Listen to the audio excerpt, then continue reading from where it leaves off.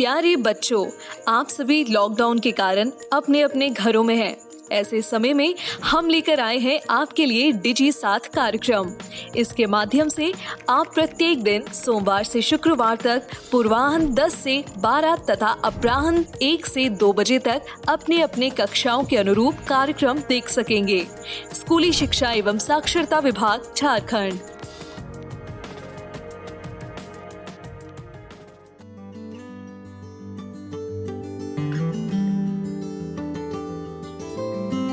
जोहार, JCERT की digital शाला में आपका स्वागत है। आज के सत्र में हम कक्षा 7 के गणित विषय के पाठ दशमलव के बारे में जानेंगे। बच्चों, गुड मॉर्निंग। JCERT के डिजिटल शाला के डिजी साथ कार्यक्रम में आपका बहुत बहुत स्वागत है। आज मैं आपके सामने कुछ ऐसी बातों की चर्चा करूंगा जो आप पहले से ही जानते हैं। पिछली कक्षा में आपने दशमलव के बारे में पढ़ा है, समझा है। आपने दशमलव के कंसेप्ट को समझा है, उसकी अवधारणा को समझा है, दशमलव के जोड़ कैसे होते हैं, कैसे किए जाते हैं, इसको समझा है, और दशमलव का घटाव कैसे किया जाता है, ये भी आपने समझा है। उसके आगे हम आज की कक्षा में, चूँकि अब आप 7वीं कक्षा के छात्र हैं, तो दशमलव का अग्रेतर भाग जो है वो दशमलव संख्याओं का गुना और दशमलव संख्या का भाग है। तो हम आज देखेंगे कि हम दशमलव संख्या में गुना कैसे करते हैं और दशमलव संख्या का भाग कैसे करते हैं। सबसे पहले आइए हम ये देखते हैं कि दशमलव में क्या क्या चीज़ें निहित होती हैं, दशमलव कहाँ से आया है और इसे कैसे रिप्रेजेंट करते हैं। ये सारी बातें आप जानते हैं, मैं थोड़ा सा इस पर पुनरावलोकन करना चाहता हूँ। तो आइए हम देखते हैं कि दशमलव में क्या होता है। ये संख्या लेते हैं एक, ये कौन सी संख्या है? ये संख्या 347 है। इसे 347 क्यों कहते हैं? हम इसको थोड़ा विस्तारित रूप में लिखें तो कैसे लिखेंगे? 3 कहाँ पे है? ये सैकड़ा का स्थान है, यानी इसको विस्तारित रूप में हम लिखना चाहें तो इसका मान कितना होगा? 3 गुना 100। इसी तरह 4 किस स्थान पे है? ये दहाई के स्थान पे है, यानी ये कितना होगा? 4 गुना 10। इसी तरह 7 कहाँ है? इकाई के स्थान पे है, तो इसका मान कितना होगा? 7 गुना 1। तो ये आप देख रहे हैं कि 347 को जब हम विस्तारित रूप में लिखते हैं तो कुछ इस तरह होता है। अगर इसी संख्या को हम फिर से थोड़ा सा बढ़ाएं, इकाई के बाद क्या होता है?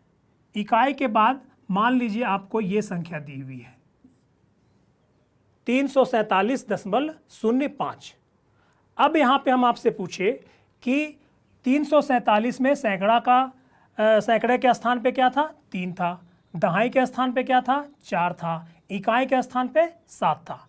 अब दशमलव के बाद जो संख्या 0 है या 5 है, उसका स्थान क्या है? तो हम इसे दशांश कहते हैं। दशांश मतलब क्या? और इसे हम शतांश कहते हैं। शतांश मतलब क्या? आप देखिए 347 में ये 3 सैकड़े के स्थान पे है, तो इसका मान हुआ सैकड़ा मतलब 100। इसी तरह 4 जो है दहाई के स्थान पे है, दहाई मतलब क्या? 10। और 7 जो है इकाई के स्थान पे है, तो इसका मतलब क्या हुआ? 1। आप देख रहे हैं कि 100 को हम 10 से भाग दे रहे हैं तो 10 आ रहा है, 10 को 10 से भाग दे रहे हैं तो 1 आ रहा है। इसी तरह हम 1 को जब 1/10 से भाग देंगे तो कितना आएगा? 1/10। इसी तरह 1/10 को फिर 10 से भाग देंगे तो कितना आएगा? 1/10 गुना 10, यानी 1/100। तो जब 1/10 वाली स्थिति आती है तो इसे हम दशांश कहते हैं, और 1/100 वाली स्थिति आती है तो शतांश कहते हैं। इसके आगे भी संख्या हो सकती है। मान लीजिए इसके आगे हम 7 डाल दिए, तो ये कहलाता है सहस्त्रांश। क्या कहलाता है? सहस्त्रांश। सहस्त्रांश मतलब अगर 1/100 को भी हम फिर से 10 से भाग दें तो ये 1/1000 हो जाएगा, यानी हजारवां भाग सहस्त्रांश कहलाता है। तो चूंकि हम इकाई तक परिचित थे और जब दशमलव को सीखा हमने, तो यहाँ पे दशांश, शतांश और सहस्त्रांश का एक महत्व होता है और जो स्थान को दर्शाता है। यानी अगर हम शून्य का स्थानीय मान निकालें तो शून्य का स्थानीय मान कितना होगा? 0/10 बराबर 0। इसी तरह 5 का स्थानीय मान कितना होगा? 5/100 यानी 0.05। उसी तरह 7 का स्थानीय मान होगा 7/1000 0.007। तो ये दशांश, शतांश और सहस्त्रांश। ठीक है बच्चों, अब देखिए यहाँ पे एक बॉक्स दिखाई दे रहा है। बॉक्स में आपको सैकड़ा, दहाई, इकाई, दशांश, शतांश और सहस्त्रांश स्थान दिखाए गए हैं और सबके नीचे एक एक अंक दिए हुए हैं। अब आपको ये बताना है कि ये संख्या के रूप में कितना होगा। इसे हम संख्या के रूप में कैसे लिखेंगे? सबसे पहले क्या करेंगे? इकाई के स्थान पे कितना है? 1 है। दहाई के स्थान पे कितना है? 0 है। और सैकड़ा के स्थान पे कितना है? 5। तो ये संख्या कितना हुआ? 501। चूँकि हम संख्या सामान्य संख्या लिखते हैं तो हम इकाई से शुरू करते हैं। अब हमको चूँकि इसमें दशांश भी दिखाना है, शतांश भी दिखाना है और सहस्त्रांश भी दिखाना है, तो हम इकाई के बाद दशमलव देंगे और दशांश मतलब 7, शतांश 2 और सहस्त्रांश 5। यानी इस बॉक्स के अनुसार संख्या को लिखेंगे तो कौन सी संख्या में प्राप्त हो रही है? 501.725। 7 का जो स्थान है यहाँ पे वो दशांश का स्थान है, 2 का जो स्थान है वो शतांश का है और 5 का जो स्थान है वो सहस्त्रांश का है। तो इस तरह से हम संख्या लिख सकते हैं। और इसका विस्तारित रूप हम कैसे लिख सकते हैं? विस्तारित रूप लिखेंगे 5 × 100 जोड़ 0 × 10 जोड़ 1 × 1 जोड़ 7/10 जोड़ 2/100 जोड़ 5/1000। तो ये संख्या का विस्तारित रूप है। संख्या अगर हमको ये अंक मालूम है, अंक का स्थान मालूम है, तो हम संख्या इस तरह से लिखते हैं। तो ये दशमलव संख्या की जरूरत हमें क्यों पड़ी और इसके बारे में आप पिछली कक्षाओं में पढ़े हैं और जाने हैं। आइए अब हम जानेंगे कि दशमलव एक्चुअल में हमें क्यों ज़रूरत पड़ती है और इसको आगे हम गुणा में और भाग में कैसे उपयोग में लाएंगे। व्यवहारिक जीवन में जब हमें धन, लंबाई या भार की निम्न इकाई को उच्च इकाई में बदलना हो तो हम दशमलव संख्या का उपयोग करते हैं। मान लीजिए 8 पैसे हैं, ये निम्न इकाई है और इसको हमको उच्च इकाई में बदलना है, यानी पैसे को रुपये में बदलना है, तो हम इसे 8/100 रुपये लिखेंगे। 8/100 रुपये लिखेंगे। इसी तरह मान लीजिए अगर मीटर है और सेंटीमीटर है, मान लीजिए 15 सेंटीमीटर को हमको मीटर में बदलना है, तो हम इसे क्या लिखेंगे?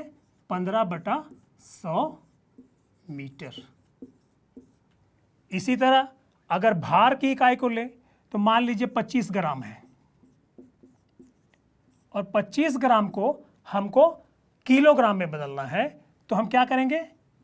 25 को 1000 से भाग देंगे तो यह किलोग्राम में बदल जाएगा।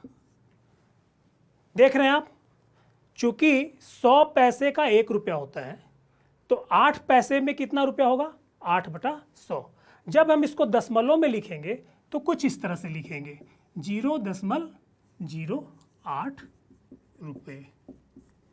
इसको दशमलव में लिखेंगे तो 0.15 मीटर और इसको लिखेंगे तो 0.025 किलो ग्राम। ठीक है, तो ये बता रहा है कि हमें व्यवहारिक जीवन में दशमलव की आवश्यकता होती है और दशमलव को समझना बेहद आवश्यक है। चलिए अगले भाग में हम देखते हैं कि दशमलव का जोड़, घटाव, गुना और भाग ऐसी संक्रियाएं हैं जो व्यवहारिक जीवन में जानना बेहद आवश्यक है।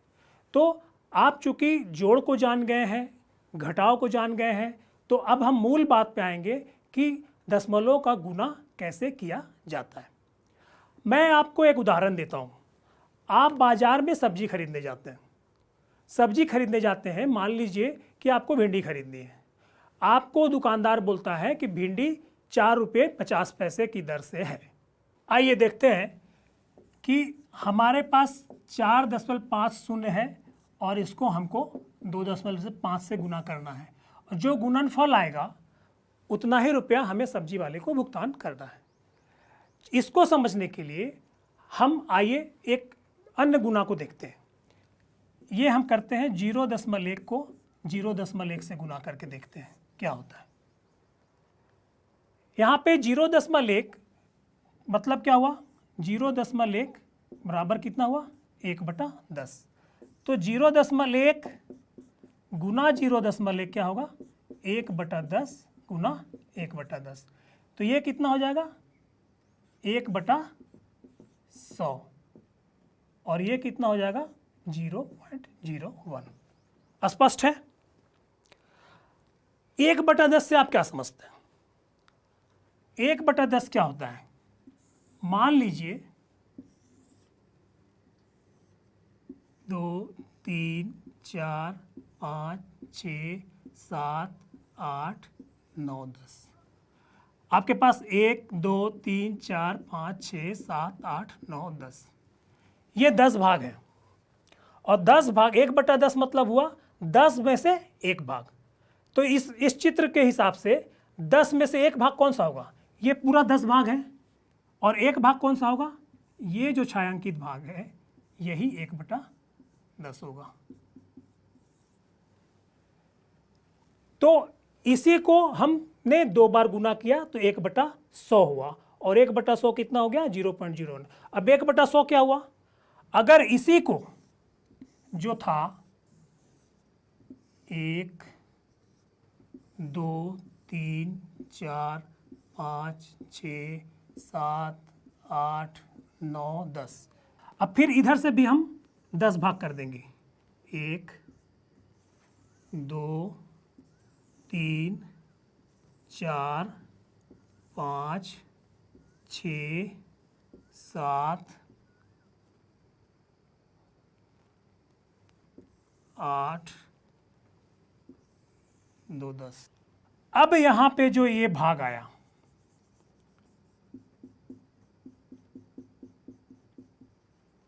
ये टोटल कितना हुआ, पहले 10 था, इसको फिर हम 10 भाग और इसका 10 भाग किए तो 10 दहिए 100 भाग बन गया। अब 100 भाग में 1 भाग, 1/100 मतलब 100 भाग में 1 भाग, यानी ये जो है ये 100 भाग में 1 भाग है, यानी ये कितना है 0.01। तो इस तरह से हम इसको छायांकित रूप में देख रहे हैं कि 0.01 क्या होता है। तो इस तरह से गुना करेंगे तो हमें वास्तव में पता चल जाएगा कि हमें कितना भुगतान करना है। आप इसको गुना करेंगे तो कितना आएगा, 4.5 गुना 2.5, यानी 4.5 और 2.5 को गुना करेंगे तो हमारा क्या होगा 11.25, यानी हमको 11 रुपये 25 पैसे का भुगतान करना होगा। हमने देखा कि 0.1 को 0.1 से गुना करने पर हमें क्या प्राप्त हुआ, 0.01। आप देखिए कि 0.1 में एक अंक के पहले दशमलव है, यहाँ भी एक अंक के पहले दशमलव है, लेकिन जब हम इसका गुणनफल निकालते हैं तो यहाँ पे क्या हुआ, 2 अंक पहले दशमलव आता है। आइए एक उदाहरण से समझते हैं। सबसे पहले गुना करने के लिए हम संख्या को पूर्ण संख्या में ले लेते हैं। पूर्ण संख्या में लेंगे तो क्या होगा, पूर्ण संख्या यहाँ क्या है, 1 है और यहाँ भी 1 है। अब और एक को हम गुना करेंगे तो कितना आएगा, 1। अब हमें दशमलव बैठाना है। दशमलव बैठाने के लिए हम क्या करते हैं कि यहाँ एक अंक के पहले दशमलव है और यहाँ भी 1 अंक के पहले दशमलव है, यानी गुणनफल में हम 1 जोड़ 1 बराबर 2 अंक पहले दशमलव बैठाएंगे। तो यहाँ पे एक अंक क्या है 1, दूसरा अंक यहाँ पे कुछ नहीं है, यानी यहाँ पे 0 होगा और उसके बाद यहाँ पे दशमलव बैठाएंगे और दशमलव के पहले हम 0 लिख देते हैं ताकि ये मानक रूप में दिखे। तो ये क्या गुणनफल हमारा आ गया, इससे मिलता जुलता आ गया।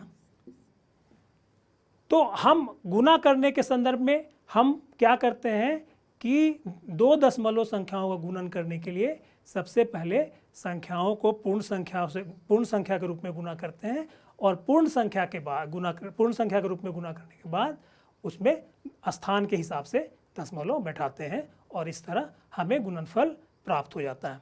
हमने क्या किया था पिछले उदाहरण में, 4.50 को 2.5 से गुना किया था। तो इस स्थिति में हम क्या करते कि हम यहाँ पे 450 को अगर हम मान लीजिए यहाँ पे शून्य हटा भी दे तो अभी चलेगा, मान लीजिए शून्य है भी तो हम 450 को 25 से गुना करते हैं तो क्या आता है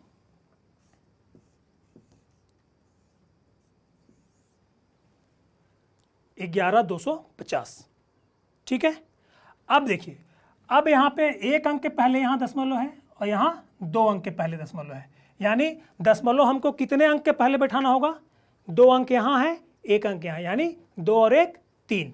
तो यानी यहाँ पे हमको बाईं ओर घसकते हुए 3 अंक लेना है और 3 अंक के बाद दशमलव बैठाना है। तो 3 अंक कौन कौन होंगे, 1 2 और 3। तो दशमलव कहाँ बैठेगा, यहाँ, यानी इसका मान हुआ 11.25 और 11.25 रुपये ही हमको भिंडी खरीदने के लिए भुगतान करने होंगे। आइए देखते हैं कि दशमलव संख्याओं का हम 10 से 100 से और 1000 से गुणन कैसे करते हैं। आप जानते हैं कि 2.5 बराबर क्या होता है 25/10। उसी तरह 1.14 बराबर क्या होगा 114/100। 15.652 ये कितना होगा 15,652/1000। देखिए यहाँ पे 2.5 को हम 25/10 लिखते हैं, यानी हर में 10 क्यों आया, क्योंकि यहाँ पे दशमलव के बाद एक संख्या है, इसलिए हम एक शून्य वाली संख्या लिए, यानी पहली संख्या क्या हुई 10। तो 2.5 को कितना लिखे 25/10। यहाँ पे देखिए 1.14 है, यहाँ पे दशमलव 2 अंक के पहले है, यानी यहाँ पे हम 2 शून्य लेंगे, तो यानी 114 बराबर कितना हो गया 100। इसी तरह इस उदाहरण में देखिए कि यहाँ पे 1 2 3 अंक के पहले दशमलव है, तो यहाँ पे हम क्या लिखे 15,652/1000। यहाँ पे देखिए 3 शून्य है। आप देख रहे हैं कि दशमलव बिंदु की जो स्थिति है उससे तय होता है कि किस संख्या का हर 10, 100 अथवा 1000 होगा। आइए गुना करते हैं 10 से, 100 से और 1000 से दशमलव संख्याओं को। आप देख रहे हैं 3 उदाहरणों में 1.25 को मैंने 10 से गुना किया, क्या बदलाव आया गुणनफल में, दशमलव जो है दाहिनी ओर 1 अंक खसक गया, क्योंकि यहाँ हम 10 से गुना कर रहे थे, तो इसका गुणनफल 12.5 आया। इस संख्या को फिर हमने 100 से गुना किया, तो 100 से गुना किया तो दशमलव जैसे यहाँ पे यहाँ आ गया था, यहाँ आएगा, यानी इसके बाद कोई संख्या नहीं है, यानी गुणनफल कितना होगा 125। अब देखिए यहाँ पे 3 शून्य है और यहाँ पे 2 ही अंक घसकना है, यानी हमको 3 अंक घसकना है, तो 1 2 और 3, तो ये दशमलव कहाँ शिफ्ट हो जाएगा यहाँ, तो इसके बाद कोई अंक नहीं है, यानी गुणनफल कितना होगा 1250। आप देख रहे हैं कि दशमलव संख्या विस्थापित कैसे हो रही है। हम 10 से गुना कर रहे हैं तो 1 अंक विस्थापित हो रही है, 100 से गुना कर रहे हैं तो 2 अंक विस्थापित हो रही है, और 3 से गुना कर रहे हैं तो 3 अंक विस्थापित हो रही है। तो मतलब क्या हुआ, मतलब ये हुआ कि दशमलव बिंदु दाईं ओर उतनी ही अंकों से विस्थापित होती है जितने 1 के अतिरिक्त शून्य हैं। अब देखते हैं कि दशमलव संख्या को हम पूर्ण संख्या से कैसे गुना करते हैं। चलिए इसको भी उदाहरण से समझते हैं। हम 2.25 को हमको 12 से गुना करना है। तो हम क्या करेंगे, हम यहाँ पे 2 चरण में काम करेंगे। पहला चरण होगा कि हम दशमलव संख्या को पूर्ण संख्या बनाकर उसको पूर्ण संख्या से गुना करेंगे।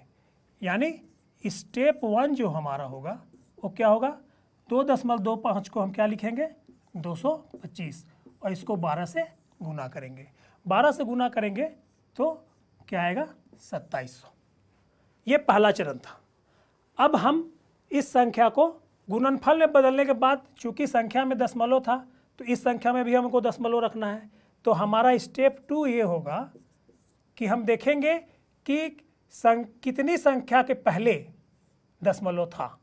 यहाँ देखिए दशमलव कितनी संख्या के पहले, 1 और 2, यानी 2 अंक के पहले दशमलव है। तो यहाँ पे दशमलव कहाँ बैठेगा, 2700 दशमलव कहाँ बैठेगा, यहाँ बैठेगा, इसलिए इसका गुणनफल 27 हो जाएगा। आइए अब देखते हैं कि दशमलव संख्याओं का दशमलव संख्याओं से गुणन कैसे होता है। आइए एक उदाहरण लेते हैं, 2.65 गुना 1.7।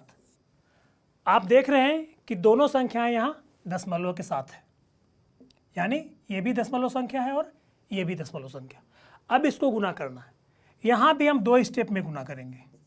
पहला स्टेप हमारा होगा कि दशमलव बिंदु को छोड़कर इसको हम पूर्ण संख्या में परिवर्तित करेंगे, उसके बाद गुना करेंगे। तो क्या होगा, दशमलव हटा दिए तो पूर्ण संख्या के रूप में 265 हो गया, यहाँ भी दशमलव हटाए तो 17 हो गया। अब गुना करेंगे। अब देखिए गुना करेंगे, 17 25 85 के 5 हाथ में 8, 17 छक 102 और 8 110 के 0 हाथ में 11, 17 दूना 34 और 11 45। कितना हुआ, 4505। अब देखिए, अब हम दूसरे स्टेप में आएंगे। गुणनफल तो हमने निकाला पूर्ण संख्याओं के रूप में, लेकिन चूँकि हम 2 दशमलव संख्या गुना कर रहे थे और ये जो गुणनफल फाइनली आएगा वो भी दशमलव के रूप में ही आएगा। तो ये 4505 में हम दशमलव किस तरह बैठाएंगे। आप देखिए, इस संख्या में दशमलव 1 स्थान के पहले है और इस संख्या में दशमलव 2 अंक पहले है, यानी टोटल कितना दशमलव हमको इसमें बैठाना है, 1 अंक यहाँ और 2 अंक यहाँ, यानी कितने अंक के पहले दशमलव बैठेगा, 3 अंक। हम बाईं ओर आएंगे, दाईं से बाईं ओर आएंगे और 1 2 3 यहाँ पे दशमलव बैठाएंगे। तो इसका गुणनफल कितना हो जाएगा, 4.505, यानी 4.505। ये इसका फाइनल गुणनफल। ठीक है, अब देखते हैं कि दशमलव संख्याओं का भाग कैसे होता है। दशमलव संख्या के भाग की जरूरत भी हमें व्यवहारिक जीवन में पड़ती है। बहुत से ऐसे उदाहरण हैं जहाँ पे हमको इसका ज्ञान होना बेहद आवश्यक है। तो आइए देखते हैं कि 10, 100 और 1000 से भाग कैसे दिया जाता है। जैसे हम मान लीजिए एक संख्या लेते हैं 121.5। अब आपको कहें कि इसको 10 से भी भाग दीजिए, 100 से भी भाग दीजिए और 1000 से ही भाग दीजिए। मतलब आपकी स्थिति क्या होने वाली है, पहला होगा 121.5 भागा 10, दूसरा क्या होगा 121.5 भागा 100 और तीसरा क्या होगा 121.5 भागा 1000। यहाँ 10 से भाग दे रहे हैं, यहाँ 100 से भाग दे रहे हैं, यहाँ 1000 से भाग दे रहे हैं। अब देखिए परिणाम कैसा कैसा आता है। यहाँ पे हम 10 से भाग दे रहे हैं, मतलब यहाँ पे 1 शून्य है, यानी हम दशमलव संख्या को बाईं ओर घसकते हुए 1 स्थान घसकेंगे, यानी इसका रिजल्ट क्या आएगा 12.15। 5 के पहले दशमलव था, हमने घसका 1 अंक यहाँ, यानी दशमलव यहाँ पे आएगा। तो ये भाग के रूप में इसका उत्तर कितना आएगा 12.15। ये स्थिति तब बनी जब हमने 10 से भाग दिया। अब 100 से भाग देंगे तो क्या होगा, स्पष्ट है कि यहाँ कितना जीरो है, 2 जीरो है। हम यहाँ पे दशमलव है, कितना अंक घसकेंगे, 2 अंक घसकेंगे, तो ये दशमलव कहाँ आएगा, यहाँ आएगा, यानी इसका भागफल क्या होगा 1.215। अब देखिए, अब हम 1000 से भाग दे रहे हैं, तो यहाँ पे कितना शून्य है 3, यानी दशमलव कितना अंक हंसेगा 3 अंक, यानी कहाँ आएगा यहाँ पे आएगा। तो चूंकि इसके पहले कोई अंक नहीं है तो हम यहाँ पे शून्य लिखेंगे और उसके बाद 0.1215। आपने देखा कि सिर्फ दशमलव का स्थान बदला, 10, 100 और 1000 से भाग देने पे संख्या में दशमलव का स्थान बदला। यहाँ पे दशमलव इस स्थान पे आया, यहाँ पे इस स्थान पे आया और यहाँ पे इस स्थान पे आया। आइए देखते हैं कि अब दशमलव संख्याओं को हम पूर्ण संख्या से भाग देंगे तो क्या होगा, कैसे भाग होगा। उदाहरण लेते हैं कि 3.9 को 3 से भाग देना है। तो सबसे पहला काम हम करेंगे कि 3.9 को हम पूर्ण संख्या के रूप में लिखेंगे। पूर्ण संख्या के रूप में कितना आएगा 39। अब इसको 3 से भागा देंगे तो भागफल कितना आएगा 13। अब देखेंगे कि यहाँ पे हमको दशमलव बैठाना है। चूँकि यहाँ दशमलव है 1 अंक पहले, तो यहाँ भी हम दशमलव को 1 अंक पहले बैठाएंगे। हम दशमलव 1 अंक पहले दाईं ओर से बाईं ओर आएंगे। यहाँ पे उत्तर क्या हो जाएगा इसका 1.3, यानी जो भागफल होगा ये 1.3। हमने देखा कि दशमलव संख्या को पूर्ण संख्या से कैसे भाग देते हैं। पूर्ण संख्या से भाग देना, ये जो हमने विधि जाना, वो विधि तभी संभव है जब संख्याएं पूर्ण रूप से विभाजित होती हैं। आइए अब देखते हैं कि दशमलव संख्या को दशमलव संख्या से कैसे भाग देते हैं। एक उदाहरण लेते हैं 3.4/1.7। यहाँ पे हम क्या करने वाले हैं कि हम इसको पूर्ण संख्या के रूप में बदल देंगे और उसके बाद ये जो भागफल आएगा यही इसका उत्तर होगा। यानी 3.4 को हमने 34 में बदला, 1.7 को 17 में बदला और इस तरह से भागफल कितना आ गया 2। एक और उदाहरण लेते हैं। जैसे मान लीजिए 19.05 और इसको 1.5 से हमको भाग देना है। तो हम क्या करेंगे, हम यहाँ पे दशमलव संख्या को नीचे पूर्ण संख्या में बदलेंगे। तो नीचे पूर्ण संख्या, यहाँ 2 अंक के पहले दशमलव है, यहाँ 1 अंक के पहले दशमलव है। तो इसकी स्थिति क्या हो जाएगी 190.5/15। क्यों होगी, यहाँ 1 अंक के पहले दशमलव था तो ये दशमलव शिफ्ट होके यहाँ आ गया।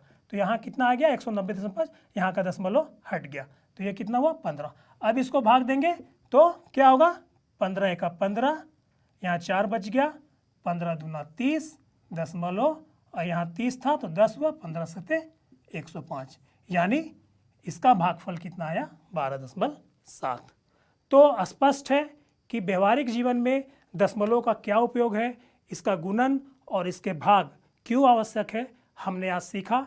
दशमलव संख्या से जुड़ी और भी बहुत से तथ्य हैं जो आप अगली कक्षाओं में पढ़ेंगे। धन्यवाद। इस प्रसारण से संबंधित सुझाव, अपने प्रश्न इत्यादि आप हमें jcertrg@gmail.com तथा टोल फ्री नंबर 1800-5728-585 पर संपर्क कर सकते हैं। प्यारे बच्चों, आप सभी लॉकडाउन के कारण अपने अपने घरों में हैं। ऐसे समय में हम लेकर आए हैं आपके लिए डिजी साथ कार्यक्रम। इसके माध्यम से आप प्रत्येक दिन सोमवार से शुक्रवार तक पूर्वाह्न 10 से 12 तथा अपराह्न 1 से 2 बजे तक अपने अपने कक्षाओं के अनुरूप कार्यक्रम देख सकेंगे। स्कूली शिक्षा एवं साक्षरता विभाग, झारखंड। नमस्ते दोस्तों, झारखंड सरकार के डिजी साथ प्रोग्राम में आप सभी का एक बार फिर से स्वागत है। आज के इस वीडियो में हम दूरदर्शन के माध्यम से क्लास 9 और क्लास 11 की पढ़ाई करेंगे। तो चलिए देख लेते हैं कि आज हम क्या पढ़ेंगे। आज क्लास 9 में हम हिंदी में साखियां एवं शब्द के पाठ 5 को पढ़ेंगे। क्लास 11 में हम बायोलॉजी में वनस्पति जगत के पाठ 3 को पढ़ेंगे।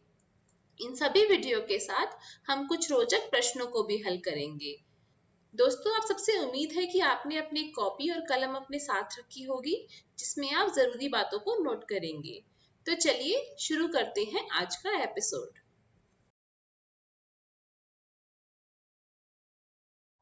नमस्कार विद्यार्थियों, इस वीडियो में आपका बहुत बहुत स्वागत है।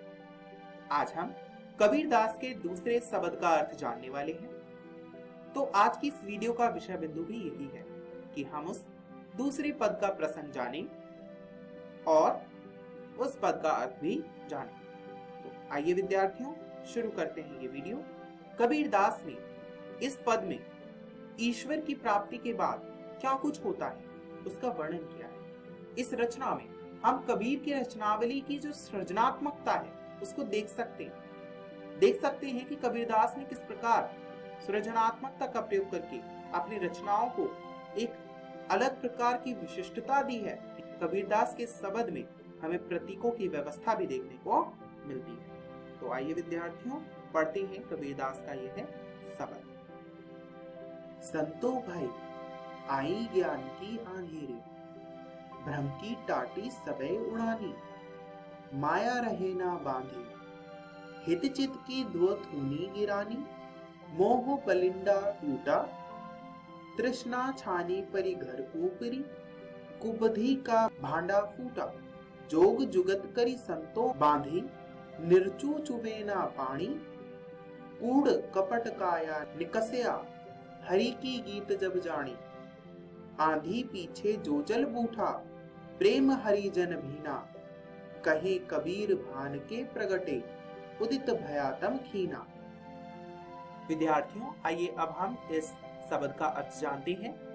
पहली पंक्ति है संतो भाई आई ज्ञान की आंधी। तो यहाँ पर ज्ञान का अर्थ है ज्ञान और भ्रम का अर्थ है संदेह, टाटी का अर्थ है घास फूस का आवरण, उड़ानी यानी उड़ गई है, माया यानी मोह और बांधी यानी बांध कर। इस प्रकार इन पंक्तियों का अर्थ यह होगा कि हे संतो, ज्ञान रूपी आंधी आ गई है। ज्ञान रूपी आंधी किस प्रकार का ज्ञान? ईश्वर का ज्ञान। ईश्वर क्या होता है लोगों को अब पता चल गया है।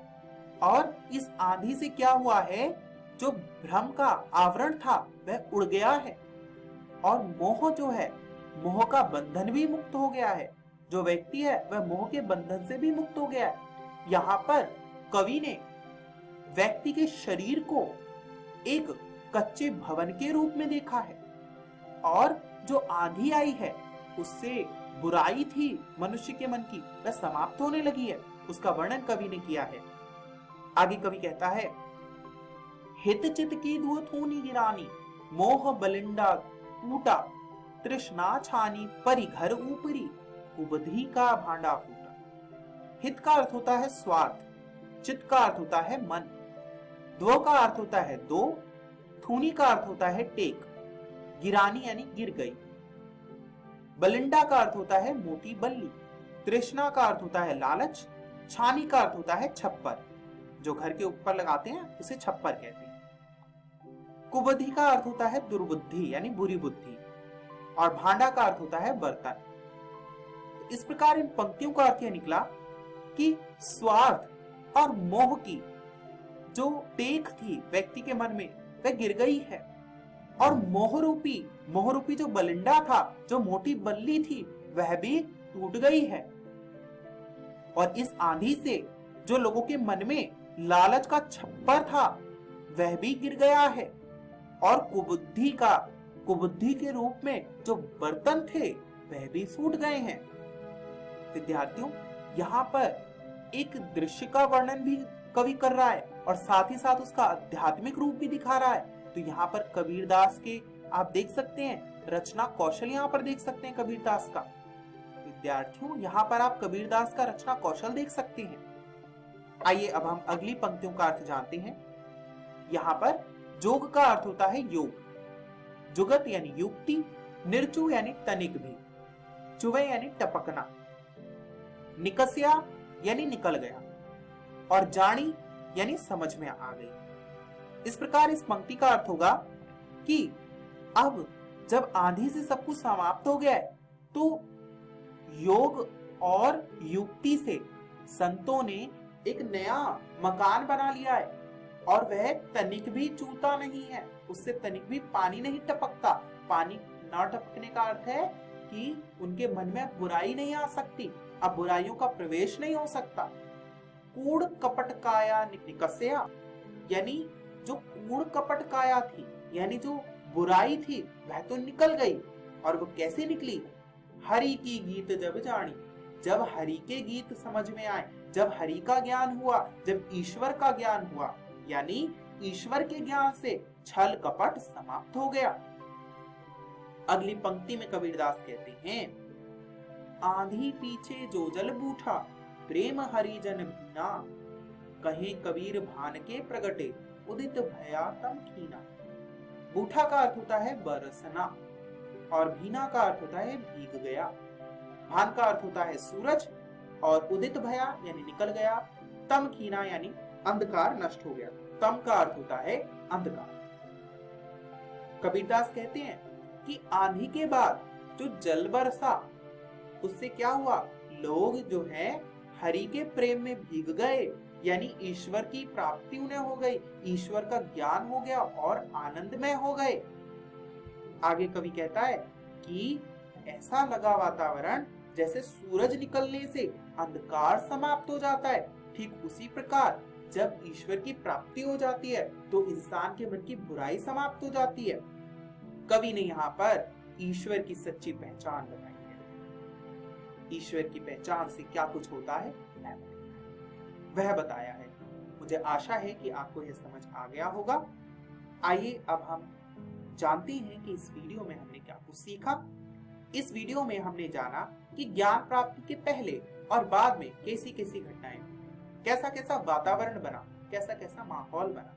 इसके बाद कबीर की काव्य कला कैसी है इसका वर्णन भी किया। विद्यार्थियों, मुझे आशा है कि आपको यह वीडियो बहुत ही पसंद आया होगा। आप घर जाकर जब इस शब्द को पढ़ेंगे तो आप स्क्रीन पर दिखाए गए प्रश्नों के उत्तर को खोजने का प्रयास कीजिएगा और उसका उत्तर अनुच्छेद के रूप में लिखने का प्रयास कीजिएगा। इस वीडियो को देखने के लिए बहुत बहुत धन्यवाद।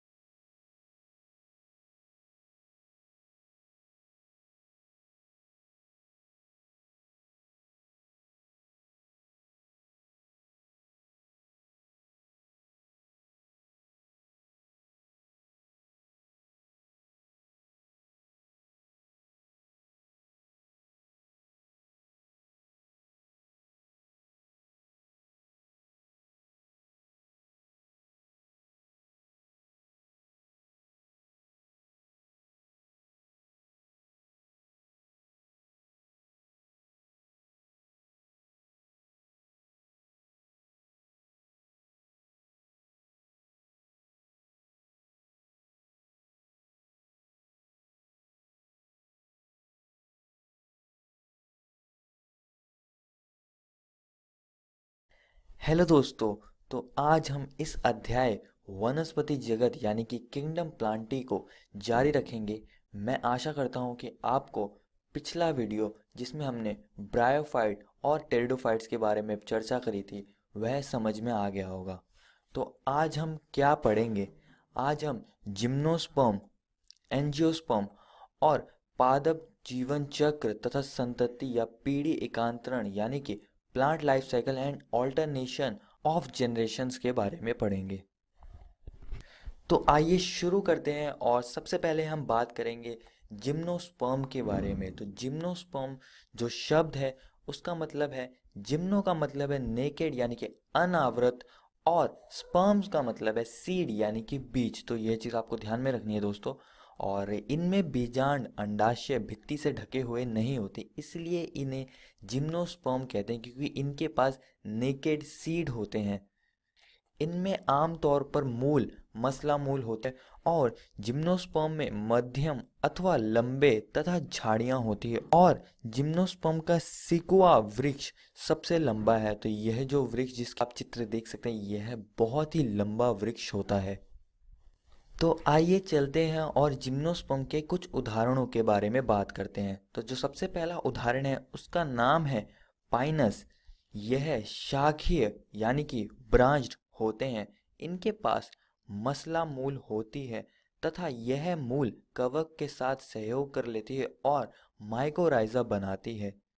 और दूसरा है साइकस। यह अशाखीय यानी कि अनब्रांच्ड होते हैं और इनके पास प्रवाल मूल होती है जो कि साइनोबैक्टीरिया के साथ सहयोग कर नाइट्रोजन फिक्सेशन करती हैं। और इनमें शंकावर पौधे भी आते हैं जिनकी पत्तियां सुई नुमा होती है।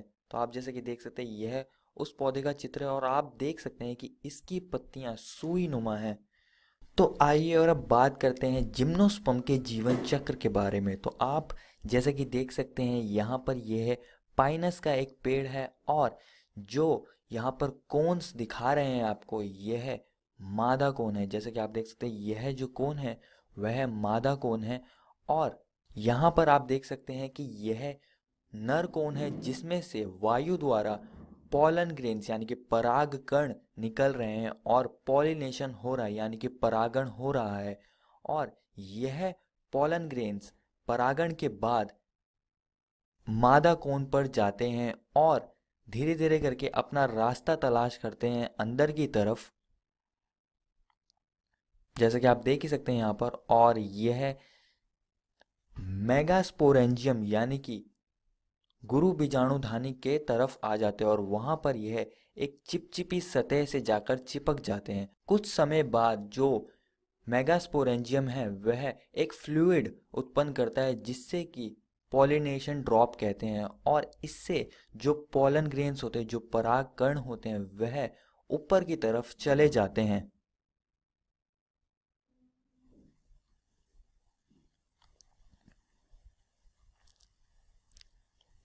और जाके मेगास्पोरेंजियम से चिपक जाते हैं।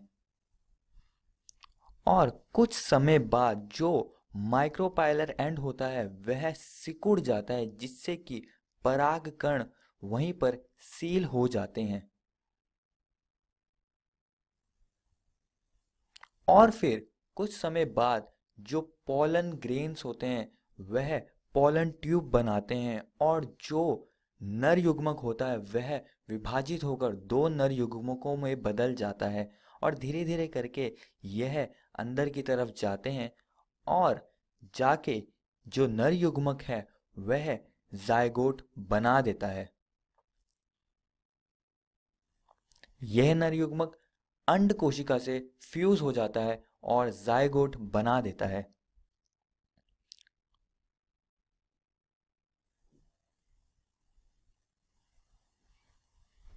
यह जायगोट कुछ समय बाद बीज में विकसित हो जाता है और बीज के ऊपर एक प्रोटेक्टिव सीड कोट आ जाता है।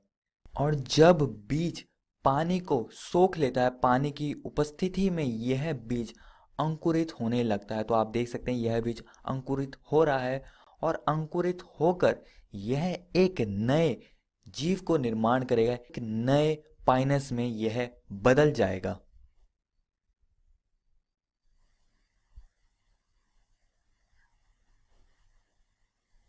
तो यह था जिम्नोस्पर्म्स का जीवन चक्र और अब हम बात करेंगे एंजियोस्पर्म्स के बारे में। परागकण तथा बीजांड पुष्प में विकसित होते हैं। तो इन जीवों के पास, इन पौधों के पास पुष्प होता है जिसमें परागकण और बीजांड होते हैं। और दोस्तों, एंजियोस्पर्म पुष्पी पादप है जिसमें बीज फलों के भीतर होते हैं। तो जैसे कि आप देख सकते हैं यहाँ पर एक फल है और जिसका बीज मैंने दिखाया है, यह सेब है और इसके अंदर बीज होते हैं। इनका आकार सूक्ष्मदर्शी वुल्फिया से लेकर बहुत ही ज्यादा बड़े वृक्ष यूकेलिप्टस जैसा हो सकता है। तो देख सकते हैं कि इनके आकार में भी काफी अंतर है। बहुत छोटे पौधों से लेकर बहुत बड़े बड़े वृक्ष इस एंजियोस्पर्म्स के अंतर्गत आते हैं। एंजियोस्पर्म्स को दो वर्गों में बांटा गया है। पहला है एक बीजपत्री यानी कि मोनोकोटिलिडन्स और दूसरा है द्विबीजपत्री यानी कि डाइकोटिलिडन्स। तो जैसा कि इनके नामों से पता चल रहा है कि जो एक बीजपत्री है, इन पौधों के बीजों में एक बीजपत्र होता है और जो द्विबीजपत्री है, इन पौधों के अंदर दो बीजपत्री होते हैं। और यह मोनोकोटिलिडन्स का उदाहरण है और यह डाइकोटिलिडन्स का उदाहरण है। तो आइए अब हम एंजियोस्पर्म्स के जीवन चक्र को समझेंगे। तो आप जैसा कि देख सकते हैं, एंजियोस्पर्म में पुष्पी पौधे आते हैं और यह एक पुष्प है। पुष्प में दोनों मादा जननांग और नर जननांग होता है। जो नर जननांग होता है उसमें फिलामेंट और एंथर होते हैं और इन दोनों को हम पुकेंसर कहते हैं। और जो एंथर होता है उसके अंदर माइक्रोस्पोरेंजिया होते हैं जिसमें नर युग्मक बनता है। तो जैसे कि आप देख सकते हैं यह माइक्रोस्पोरेंजिया है और इसमें जो मादा जननांग है वह कार्पल होता है। इसके तीन हिस्से होते हैं, ओवरी, स्टाइल और स्टिग्मा। तो यह तीन हिस्से मादा जननांग के होते हैं और ओवरी के अंदर egg cell, synergid cells, central cell,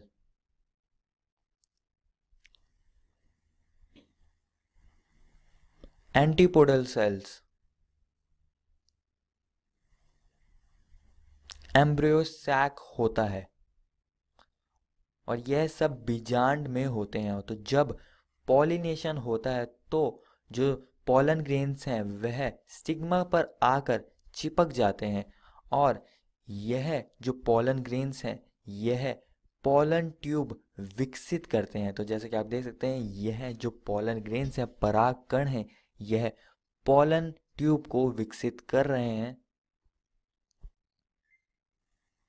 जिसमें कि जो नर युग्मक होगा वह दो भागों में विभाजित हो जाएगा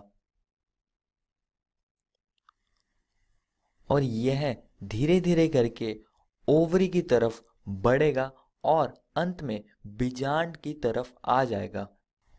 और जैसे ही पॉलन ट्यूब अंदर आती है वह नर युग्मकों को अंदर छोड़ देती है। एक नर युग्मक अंड कोशिका से फ्यूज हो जाता है और दूसरा युग्मक टू पोलर न्यूक्लियाई से फ्यूज हो जाता है जिससे कि प्राइमरी एंडोस्पर्म सेल बनता है। तो यहाँ पर दो बार फर्टिलाइजेशन हुए इसलिए इसे डबल फर्टिलाइजेशन यानी कि द्विनिषेचन कहते हैं। और फिर धीरे धीरे करके जो ओवरी है वह फ्रूट में बदल जाती है यानी कि फल में, और जो बीजांड है वह बीज में बदलने लगता है। तो आप जैसे कि देख सकते हैं यह फ्रूट है और इसके अंदर जो बीजांड है वह बीज में बदल चुका है। और ऐसे ही कुछ एंजियोस्पर्म का जीवन चक्र होता है। तो आइए और अब हम बात करेंगे पादप जीवन चक्र तथा संतति या पीढ़ी एकांतरण, जिसे हम अंग्रेजी में plant life cycles and alternation of generations कहते हैं। तो यहाँ पर मैं आपको कुछ अहम बातें इस टॉपिक की बताऊंगा जो आप सभी को याद रखनी है। पहला है, अगुणित पादपकाय माइटोसिस द्वारा युग्मक बनाते हैं। इसमें पादपकाय युग्मों को भिद यानी कि गैमेटोफाइट होता है। तो माइटोसिस से गैमेटोफाइट बनता है और निषेचन के बाद युग्मज में माइटोसिस द्वारा विभक्त होता है, जिसके कारण द्विगुणित स्पोरोफाइट पादपकाय बनता है। इस पादपकाय में मियोसिस द्वारा अगुणित बीजाणु बनते हैं। तो आपको यह दो बातें ध्यान में रखनी है। और अब हम बात करेंगे अगुणित जीवन चक्र यानी कि हैप्लॉन्टिक लाइफ साइकिल के बारे में। बीजाणु उद्भिद यानी कि स्पोरोफाइट संतति में केवल एक कोशिका वाला युग्मज होता है। तो युग्मकों के मिलने के बाद युग्मज बनता है जो कि द्विगुणित होता है।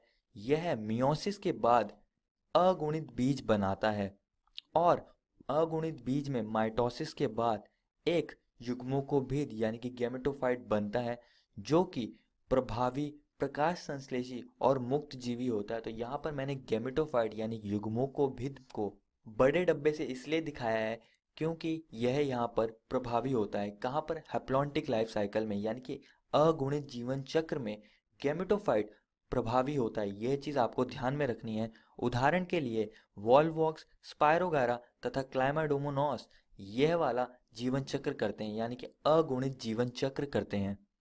दूसरी है द्विगुणित जीवन चक्र यानी कि डिप्लॉन्टिक लाइफ साइकिल। इसमें द्विगुणित बीजाणु उद्भिद यानी कि स्पोरोफाइट प्रभावी प्रकाश संश्लेषी मुक्त जीवी होता है। तो आपको यह चीज याद रखनी है कि इसमें जो स्पोरोफाइट होगा यानी कि बीजाणु उद्भिद वह प्रभावी होगा और इसलिए मैंने उसको बड़े डब्बे से दिखाया है। और इसमें मियोसिस के बाद युग्मोकोभिद बनेगा और युग्मोकोभिद युग्मज का निर्माण करेगा। और इसका उदाहरण है जिम्नोस्पर्म और एंजियोस्पर्म डिप्लॉन्टिक लाइफ साइकिल करते हैं। और अब हम आखिरी चीज के बारे में बात करेंगे जिसका नाम है अगुणित द्विगुणित जीवन चक्र यानी कि हैप्लोडिप्लॉन्टिक लाइफ साइकिल। यह दोनों अवस्थाएं ही बहुकोशिकीय तथा मुक्त जीवी होती हैं। तो इसमें जो स्पोरोफाइट और गैमेटोफाइट होगा वह दोनों ही मुक्त जीवी होगा और प्रभावी होगा। जैसे कि आप देख सकते हैं यह स्पोरोफाइट है जिसमें मियोसिस के बाद बीजाणु बनते हैं और बीजाणु गैमेटोफाइट का निर्माण करते हैं जो कि बड़े डब्बे से मैंने दिखाया है। यहाँ पर स्पोरोफाइट और गैमेटोफाइट दोनों को ही मैंने बड़े डब्बे से दिखाया है क्योंकि यह दोनों ही प्रभावी हैं, बहुकोशिकीय हैं और मुक्त जीवी हैं। और जो गैमेटोफाइट है वह युग्मज बनाएगा। और उदाहरण के लिए ब्रायोफाइट में युग्मों को भी प्रभावी होता है और टेरिडोफाइट में बीजाणु उद्भिद प्रभावी होता है। शैवाल और एक्टोकार्पस भी यह वाला लाइफ साइकिल यानी कि हैप्लोडिप्लॉन्टिक लाइफ साइकिल करते हैं। सारांश, तो इस अध्याय में हमने जिम्नोस्पर्म और एंजियोस्पर्म के बारे में पढ़ा।